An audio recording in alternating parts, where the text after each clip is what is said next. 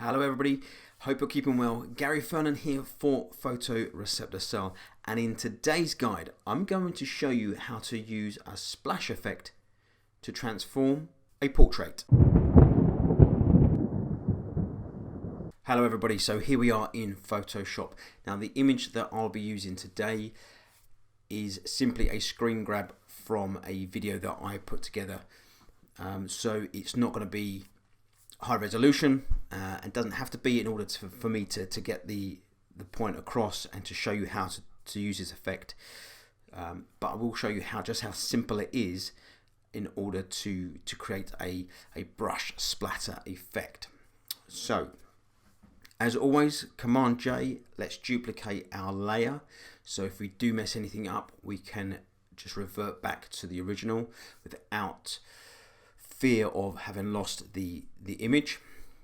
First step is to transform that copied layer into a black and white. So let's adjustments, black and white. Simply hit OK.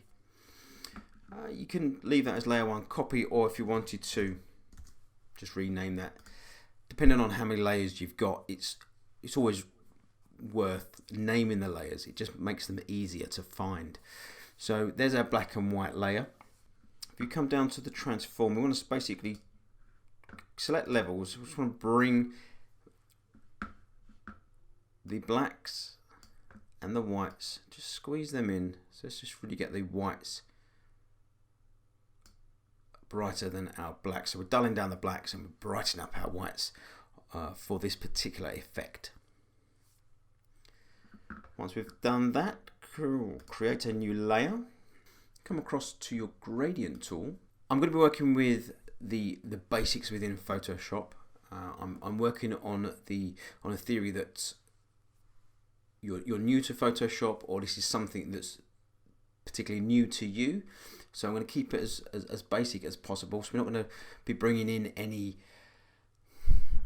third-party gradient tools or anything like that. So it's everything that I'm using you should be able to find on Photoshop. So here I'm going to select something quite vibrant. So the orange, yellow, orange gradient is the one that is going to be my gradient for choice. And I'm just going to select, hold down my shift key so I get a nice straight line, and then just drag that across. There we go. If we change that blending mode to overlay and then add a new layer, we want that new layer, that layer 3, to be white. So if you look at my color palette here, I've actually got it white. So if I hit Command and delete, it's going to turn that layer completely white. Now from here, what we'll do, hit B on your keyboard, that selects the brush tool. Now I've already got a brush effect, so spatter brush is here. You want to find a spatter brush because this is a spatter brush, or splatter. I keep saying splatter brush tool. Now I know I've just said that I'm going to be using things that are within Photoshop already. It may be that you have to find an alternative splatter brush in order to create this effect, because we are working to a splatter brush. That's the effect that we're going for. So you may have to get in a splatter brush. So I'm going to be using this one here. You can adjust the size by the left and right bracket. Now what happens with this brush is every time I select a space on this mask here, it's going to twist. So it's not going to be uniform. It's going to keep twisting around to make my splatter brush more realistic. Now, if you remember, if I turn all of these layers off, or just turn that top layer off, I want to be forgetting about the edges here. I just want to be concentrating on where my face is. So I need to remember that I'm working to this zone here. So before I start brushing away, I need to make an adjustment layer here. So it's a white background, so I've got my black brush, and then I just simply brush away to reveal the face. You can adjust the size of the brushes. You don't have to keep it all the same size. I'm clicking individually, but you can click, hold and drag. So it's there. Just bring in the jawline a bit and the eye there. There we go. Let's add a bit more down here, just to give it a bit more shape. A bit more shoulder. There and there. So it gives you a bit of shape to the image.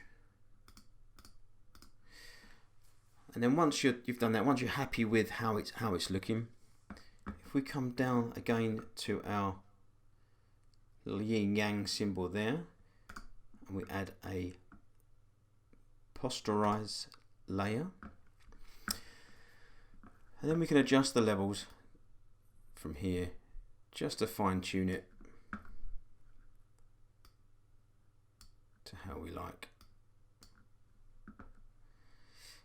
So folks, there you go. Look, there's a few layers there, but it's a simple process to go through, and one that it's worth playing around with. Become creative, use different colors, different styles of brushes, different sizes of brushes, and just get creative with it. So hit that like button if you found this beneficial.